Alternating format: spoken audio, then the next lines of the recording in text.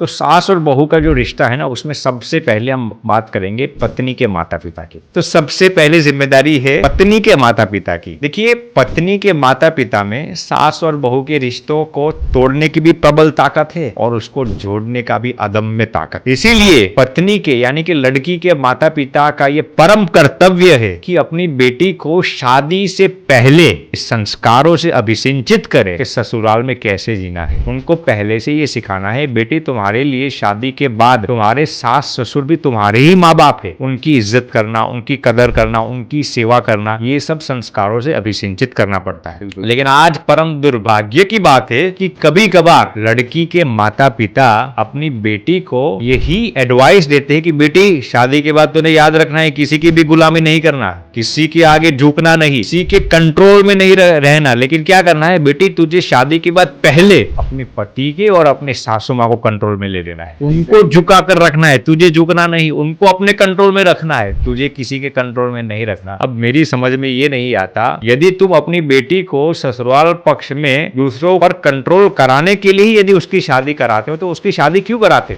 Exactly. तो ये माता पिता का सबसे अहम भूमिका है कि अपनी बेटी को शादी से पहले ही उत्तम संस्कारों से आप अभिसिंचित कीजिए, उनको समझाइए बेटी तुम्हारे लिए शादी के बाद तुम्हारे सास ससुराल को आप सास ससुर मत मानना, वो तुम्हारे ही माता पिता।